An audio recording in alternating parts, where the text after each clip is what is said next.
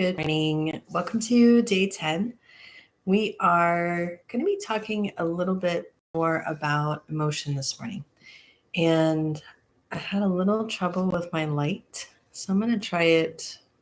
I'm going to try one more time, even though this is our little live studio here. That's the fun of being live and just taking a breath and going, oh, maybe you're going to come on for me. There you are.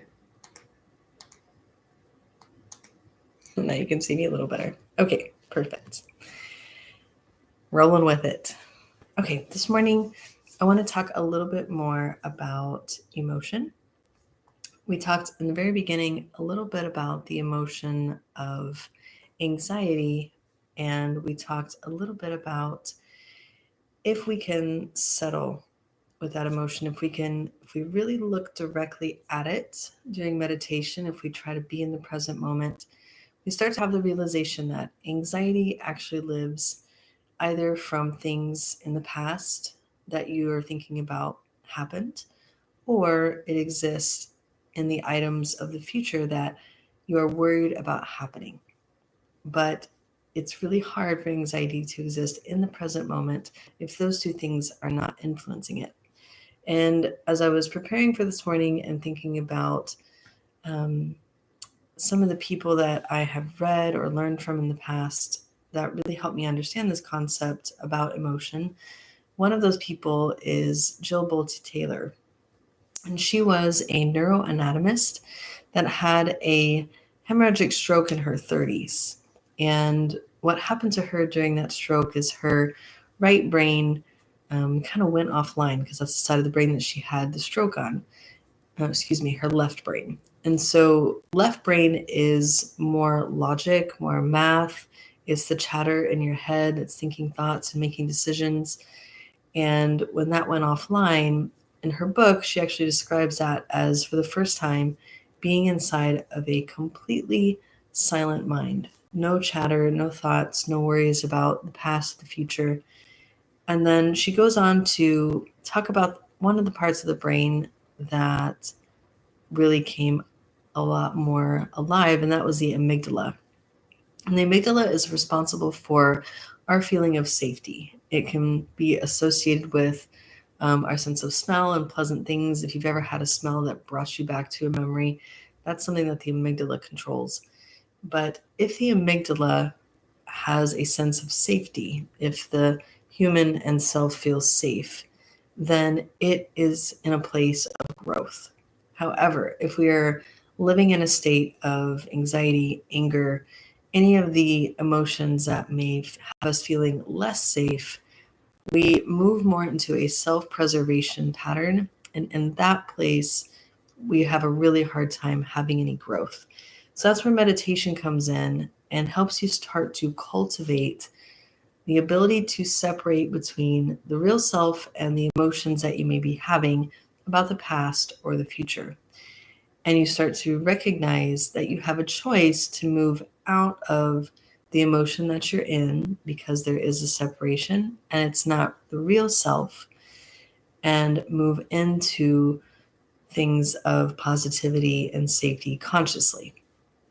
And so something else that was very helpful in that book is she made the comment that it only takes 90 seconds to have a physiological reaction in response to anger. And so what that means is, if something happens and you have the emotion of anger, only 90 seconds is what it takes for the chemistry in your body, the cortisol to rise, your sympathetic nervous system to go up, for those things to happen.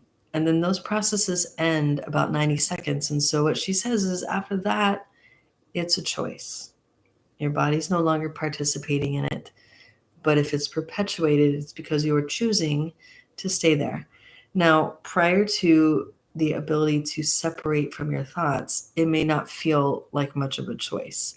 You're just there rolling around in whatever emotion it is, and that's kind of where you've always been. But when we start to cultivate a mindfulness practice of pranayama, breathwork, or meditation, concentration, even an asana practice, we start to notice there is a separation between the emotion we're having and our true self, and we can start to make a space between and settle and fall back into a place of tranquility and ease and equanimity and be more in a safe space with the ability to change behaviors, to learn, to pay attention, and to show up for ourselves and for others in the way that we really want to. And this is really tough. Some of these patterns that we have are very deep grooves. And it doesn't mean that you won't fall back into some of those things as you start to practice, but you will notice much more quickly when those things are happening. And that is the big difference, that you don't just stay locked in anger, that you don't just stay locked in anxiety, that you start to go, okay, let me see if I can cultivate some feelings of joy. Let me see if I can cultivate some feelings of peace and equanimity.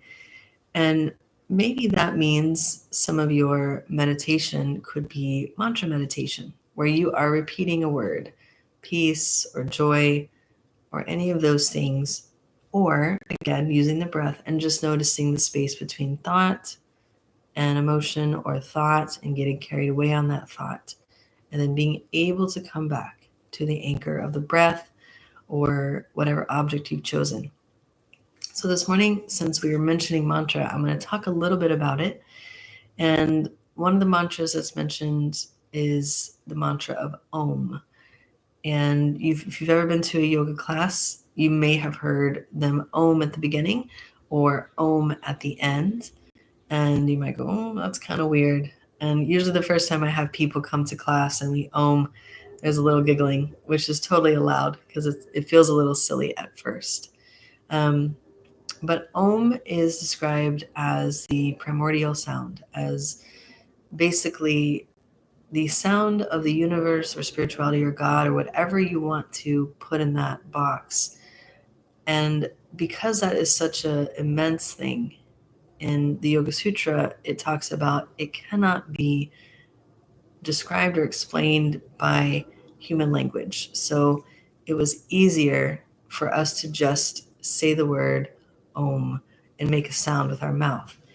And so repeating that mantra over and over and over, either aloud or silently, and you could even start aloud and transition into silently, can be something that you use as an anchor over and over. But like I said, you could also use the word peace or joy.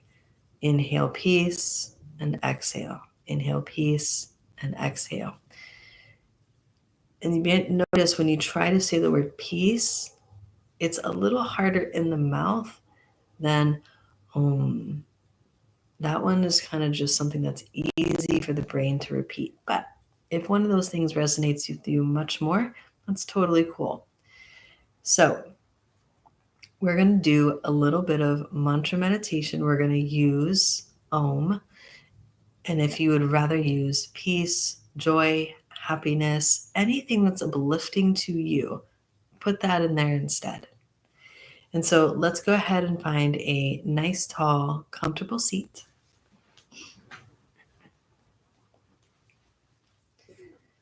And when I talk about the word Om, it reminds me of my friend Mariah, who I taught to say the word Om. And I know Mariah wouldn't mind, but we were working on her speech and control of her mouth and throat and lips and tongue as part of her therapy. And the Om was actually perfect because there's 4 parts to it. And so there's an Ah part, there's an O part, there's an U part, and there's an part. And so all of those things have to come forward. And it's also a nice focus as a physical movement for the mouth. And so let's try it together out of risk of you feeling silly in the morning. If you are afraid of waking people up, you can just listen. So we're going to go ah, and then we're going to go oh, and then ooh, and then And the part at the very end, you're going to let that vibration as you make that sound move towards the teeth and the lips, and finally let that kind of resonate up towards the nasal passages, towards the sinus cavities. And what's really cool about the sinus cavities is when you create that vibration, they've actually measured that we can increase the health of our sinuses, which is super important if you live in San Antonio right now because the cedar is wild. But those bones up there are very, very thin. So creating a vibration with that sound, you can actually create some improvement of the mobility up there. And then finally, anytime that you make a sound in your throat, singing the Ujjayi breath that we've talked about, making that sound actually causes a vibration stimulation of the vocal cords, which stimulates the vagus nerve that runs along here. And if you start to read a little bit about the vagus nerve, you'll recognize how important it is. But basically, what you need to know is when you hum or breathe with a sound, it's going to increase your vagal tone, which causes our parasympathetic nervous system to help us create the relaxation response. And so, lots of cool things about chanting or repeating the word Om. And so, let's try it a few times. We're going to do 2, and then I'll get you all settled, sitting down in whatever your chosen surface is. And then we'll do 3 together. And then we're just going to let it kind of slowly move from an out loud sound to a quiet sound. And then we'll do about 10, 12 minutes, repeating that silently in our heads. So let's practice. So see if you can go, ah. Okay, now you. And then let's go, oh. And then, ooh. And this is the fun part. And let it go up.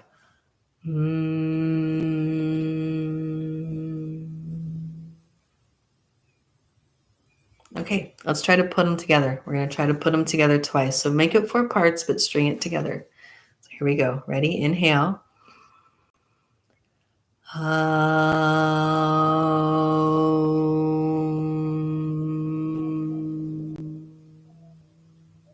Let's try it again. Inhale.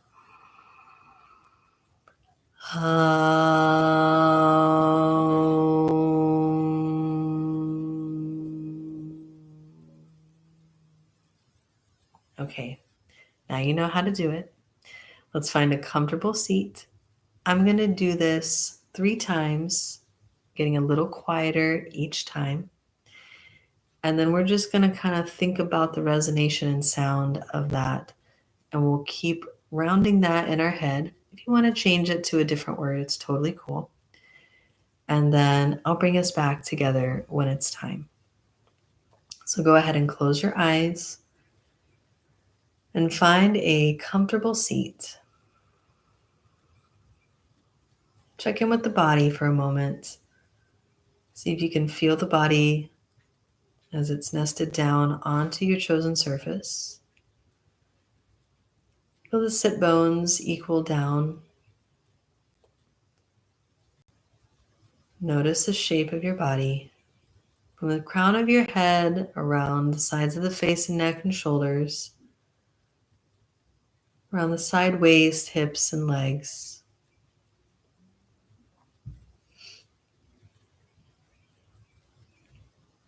Watch the breath a few times as it moves in and out of the nose.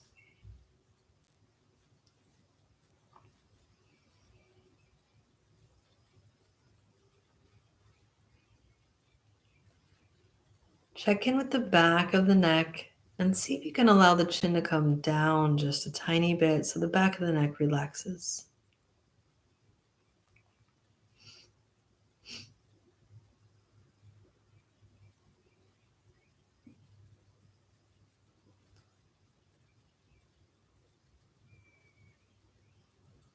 And then let's prepare to do 3 ohms together. So let's inhale here and begin.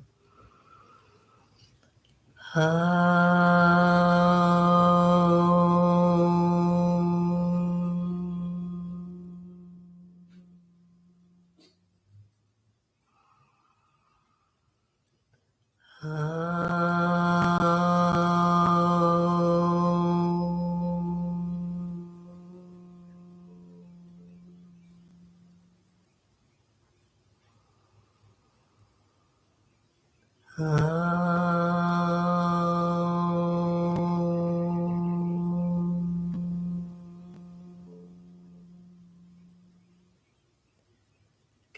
on your own, and I'll bring you back when it's time.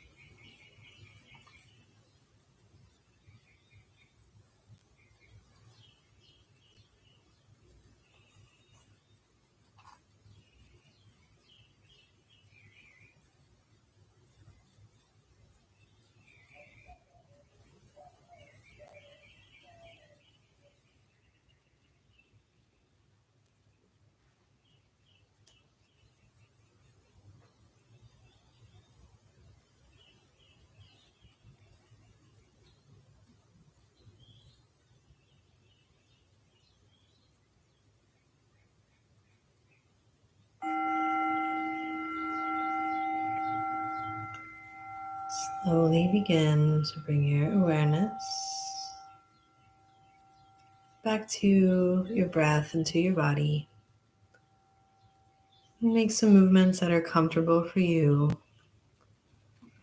Maybe dropping the head and lifting the chest, rotating right and left.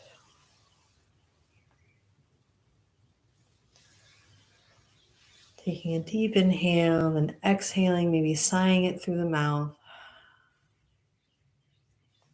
And then rubbing the hands together. Placing the hands over the eyes, allowing the light in.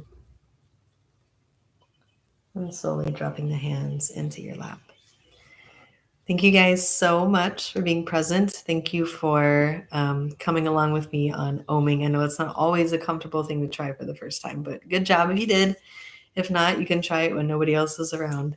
If you have any questions, always shoot me an email. I would love to hear from you. On Friday or the next time we meet, we are going to have a special guest from the union. Her name is Katie, and she is going to be doing more of a guided and imagery-led meditation. And she's absolutely excellent at it. So please don't miss that. Set a little reminder on your calendars, or you can actually follow us here on YouTube, and you'll get updates that we're going live. And of course, Mariah sends out emails letting you guys know. But please join us on Friday, and I look forward to seeing you again soon.